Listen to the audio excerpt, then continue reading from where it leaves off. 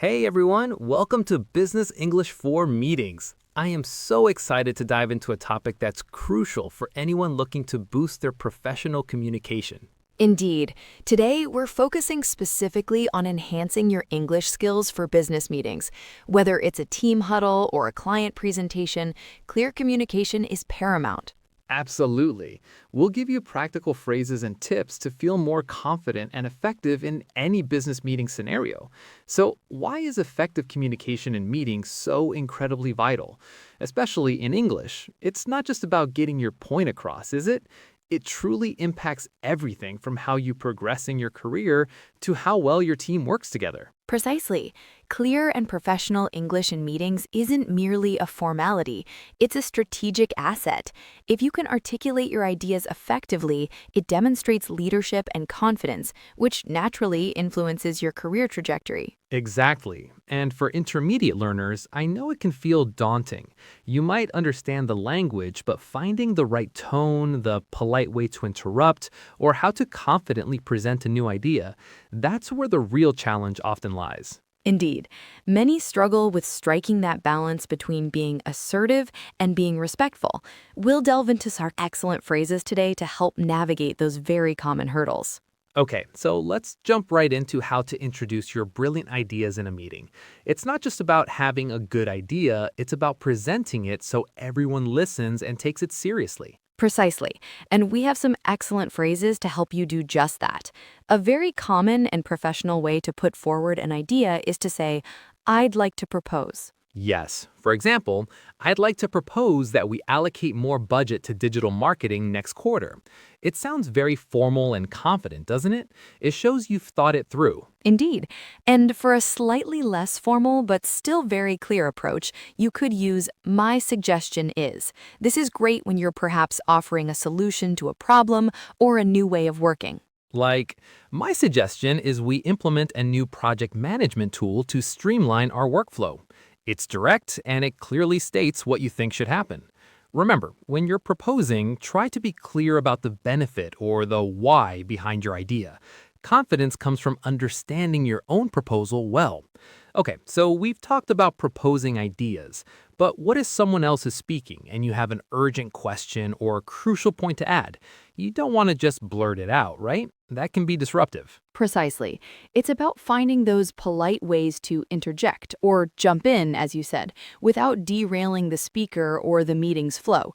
It shows respect for the current speaker while still ensuring your point is heard. Absolutely. So, a great phrase for this is, can I just jump in here for a moment? It's direct, but still very polite, giving the speaker the opportunity to acknowledge you. Indeed. Another excellent option, perhaps a touch more formal, is may I add something here or may I just interject? These phrases are particularly useful when you have a piece of information that directly supports or clarifies what's just been said. And timing is key. You generally want to wait for a natural pause, maybe when they finish the sentence or are taking a breath. Don't interrupt mid sentence unless it's truly urgent and the context is extremely clear. A brief nod or a raised hand can sometimes signal your intention before you even speak. Okay, so what happens when someone presents an idea and you either love it or you're not quite convinced? It's crucial to know how to agree or disagree effectively and politely. Absolutely. Let's start with agreement. If you wholeheartedly support an idea, simple phrases like, I completely agree, or that's a fantastic point are excellent. You might also say, I couldn't agree more. Yes, and you can even add a bit of enthusiasm, like, I completely agree, that's exactly what we need. But what if you need to express disagreement without causing offense? That's where it gets a bit trickier, but it's vital for a productive discussion. Indeed, disagreement requires a delicate touch. Instead of a direct, I disagree, try, I see your point, however, or, while I understand your perspective, I have a slightly different take. You could also say, I'm not sure I entirely agree because, or perhaps we could also consider, it softens the impact and keeps the conversation constructive. Exactly. It's about respecting the other person's contribution while still putting your own valid viewpoint forward. Remember, professional disagreements lead to better solutions, not conflict. So we've talked about how to propose ideas, which is a fantastic start. But what happens when you need to really dig into an idea, provide more detail, or give it some context? That's where elaborating comes in. Precisely. It's not enough just to put an idea forward. You often need to explain its nuances or the reasoning behind it. For instance, a very useful phrase is, to elaborate on that, I mean, it signals that you're about to provide further details or a clearer explanation. Exactly. Or let me explain why I think this is a good approach. This shows you're not just throwing out ideas, but you've actually thought them through. It helps your colleagues understand your perspective better. Indeed. And if you're building on someone else's point, you could say, to expand on what Sarah said, our data indicates that. This way, you're not only adding value, but also acknowledging their contribution, which is excellent meeting etiquette. And don't forget, if someone seems a bit confused, you can offer, allow me to clarify my previous point. It's polite and it gives you the opportunity to rephrase or add more information.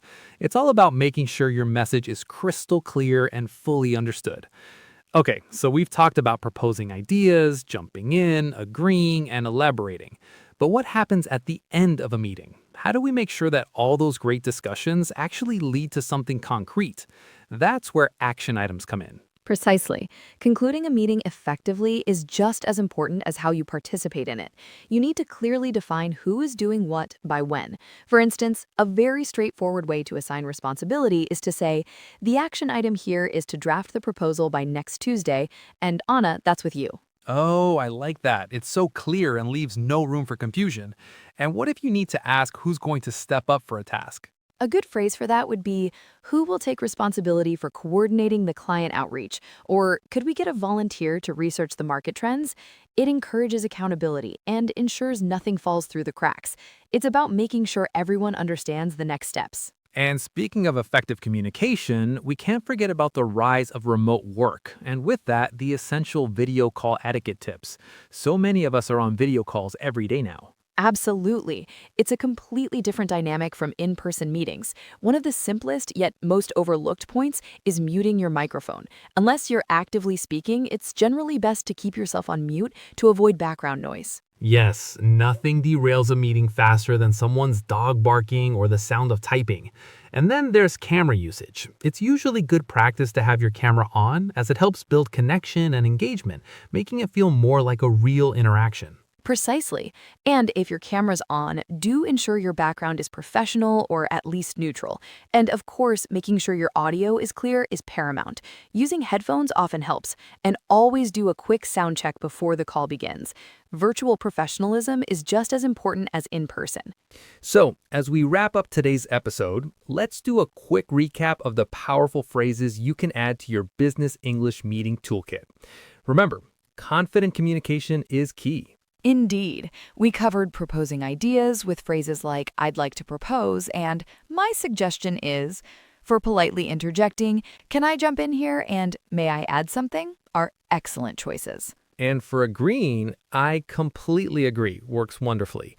While for polite disagreements, I see your point, however, is perfect. We also looked at elaborating with to elaborate on that and let me explain why. Finally, ensuring clarity with action items using phrases like, the action item here is, and who will take responsibility for, is crucial, alongside those essential video call etiquette tips for virtual professionalism. So the most important thing now is to put these phrases into practice. Don't be afraid to use them in your next meeting, whether it's in person or virtual. Absolutely. Even if it feels a little unnatural at first, consistent practice is key to making them a natural part of your business English vocabulary. Thank you so much for tuning in to Business English for Meetings today. We hope these tips help you feel more confident and effective in your professional communication. Keep practicing, and we'll speak to you again soon.